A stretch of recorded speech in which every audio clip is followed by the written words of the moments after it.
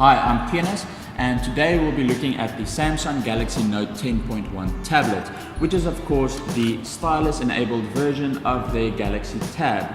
Now you can immediately see that because it does look a lot like the Galaxy Tab. You've got the aluminium sides, you've got the glossy plastic that we know Samsung do use a lot.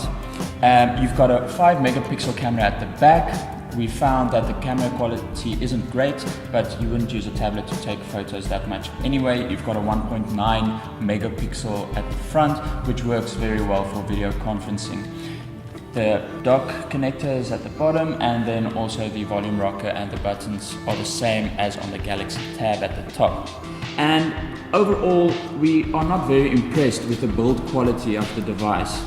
You can see the corners don't really match up to the aluminium. The back of the device is very flexible. The plastic feels cheap, and we don't think it's very durable either. Luckily, it doesn't look too bad.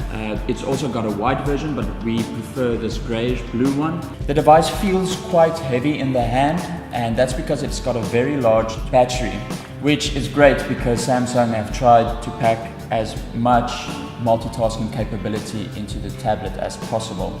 Now, the big battery is also used to power the internals of the device. It's got a 1.4 gigahertz quad-core processor and 2 gigabytes of RAM.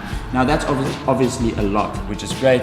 It benchmark tests the best of any Android device we've ever come across, but in the real world it doesn't work as well. The TouchWiz overlay that Samsung put on their devices makes it very, very slow. The frame rate when flicking from screen to screen isn't great, and we've also found that the overlay actually makes the battery also last not as long. It looks very much like it did on the Galaxy S3. Samsung were just basically trying to build a big S3. Now, when it comes to multitasking, you can split apps on two sides of the screen. You can have two open at the same time, which is great, but it's not true multitasking because when you're moving from one to the other on the other side, you can see the performance isn't great. The problem with the split screen apps are that you can only use it with specific ones. You can't, for example, use Gmail. You have to use the email that comes with the device. You can't use Google Chrome. You have to use the browser that was pre-installed. We would love to see more functionality when it comes to things like that. It's quite disappointing that it didn't live up to its true potential. Overall, we would give the device probably around a 4 out of 10. But mainly because of the performance, which isn't great, and also the very bad plastics and the build quality of the device is subpar. And coming from a die-hard Android fan, I must say that is very disappointing. We're hoping this is a first generation product that will only develop with time and get better and better.